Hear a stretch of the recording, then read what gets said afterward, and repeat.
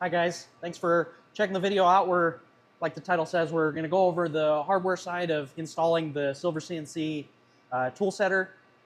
Been loving this tool setter. I've had it for about 6 months now, and had it installed for about 5 months, and I've been using it in the machine, running production.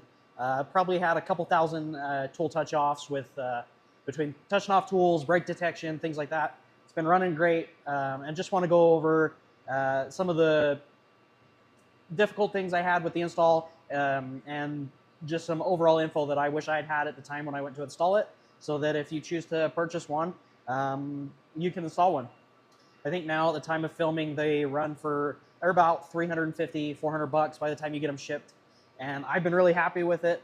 It's been very accurate and repeatable. I know Jarrett over at Possum Solutions filmed a repeatability test on his DT1, so go check that video out. But anyways, we'll get into the physical side of the install, and then we'll also go over the wiring after that. All right, so we're here inside the machine now. As you can see, I elected to make a custom mount. You may find that to be not needed for your specific application. I chose to just get it a little bit closer to the trunnion and a little bit further towards the back of the machine.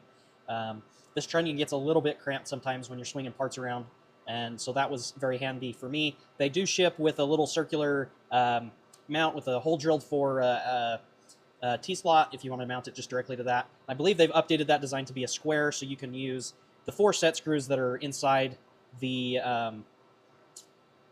tool setter to level the pad on the top of there.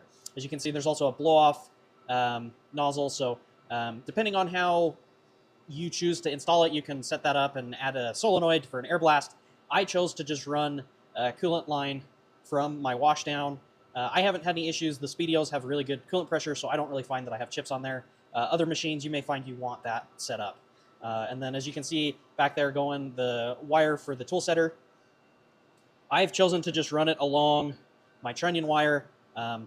This machine has a lot of extra stuff going on with it, so I just elected to run it along the cabling for the B and A axis on this machine.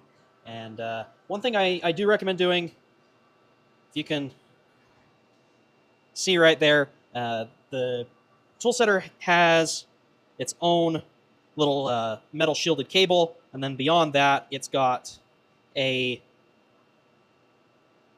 unshielded, just regular wire, so there's no more metal conduit. That wasn't long enough to go outside my machine, and so I threw some nice heat shrink tubing around that just to kind of help keep water out of that shielded cable. That may not be critical for your application, but I ended up doing that, and it's definitely worked well so far. All right, so we'll keep this moving. Real quick, let's go over wiring diagram and keep it pretty simple. Something that is really important to wire, don't skip this step. I've seen a couple of machine tool builders that have chosen not to wire in external e-stops on external tool setters, and it's bitten them. If for whatever reason the tool setter fails, the circuit to the machine fails, or let's say you rip the cable or something crazy happens, this is going to save you from breaking tools, breaking tool setter, breaking your spindle. It's a external e-stop switch, basically. I wired on the Brother, and we'll show this in the next clip, to one of the additional circuits that they have, and so all I had to do was pull a jumper. Some machines may not have that, depending on your needs. It's really easy. All you got to do is just splice into the e-stop circuit, and the machine is going to be looking for, because it's that normally closed circuit, it's going to be looking for a break, and if it breaks that circuit, you're going to go into e-stop. So on my tool setter, gray was actually black, doesn't really matter. That's going to be your 0 volt, and then red is your 24 volt. That's pretty self-explanatory. And then what maybe doesn't quite appear as obvious to the less electrically inclined like myself, you're going to tie your orange and red together. And then what that's going to do is when the tool setter's touched, it's going to send a signal to the brown wire, which is your skip. And so that's what's going to go to the machine, telling the machine that your tool has been touched off. All right. If you are on a different machine, you can go ahead and skip this part. No need to stick around. But thanks for watching if you're leaving. But for those of you that are on Brothers that might be wanting to do this install, again, the speedios are really easy to implement this. It's very well documented. Tons of info on the Facebook group if you're not in there. And there's also some some wiring diagrams in should be one of the manuals. So we're over here kind of midway in the cabinet, left hand side of the cabinet, and your skip signal here, brown, that's going to the XTIO B14 right here. And then these are some wires for a probe, so we can go ahead and ignore that. That'll be a different video. And I apologize, it's a little tight in here, so I'm hand filming, but XTIO A is going to be your red and orange, and then black is going to be your ground over here, and that's on 24.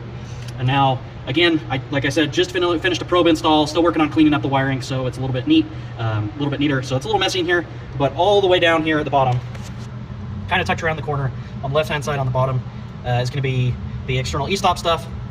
I just had to pull, there's some jumpers, and you can pull those out, and pretty simple, and that should really be. So real quick, just a reminder on this, do this at your own risk. Every machine's different. It's really not too hard, but you can screw your machine up if you do something real yahoo. But don't be too afraid to wire this in. It's really not a complicated system, but if you have any questions or concerns, I'm happy to help. Reach out to me at Lone Wolf Precision on Instagram. I typically check my messages pretty frequently, so again, happy to help with anything. If anybody's looking to do an install, a lot of the Chinese tool setters, they're all pretty much the same setup there. And I've been thrilled with mine. I can't speak to any of the other brands. The other thing you'll need besides just the tool setter is also make sure to get some end connectors, some ferrules, and a tool to crimp those onto the wire. At least on the Speedios, they have a quick disconnect ferrule. Other machines may have screw terminals. You may not need that, depending on your install. Just look up what, either machine tool manufacturer recommends or kind of what the connectors are in your machine before you jump in trying to install it and then realize you need something else. But other than that, the install's been great. I've loved it. Again, thank you guys so much for watching, and hopefully I didn't ramble too much.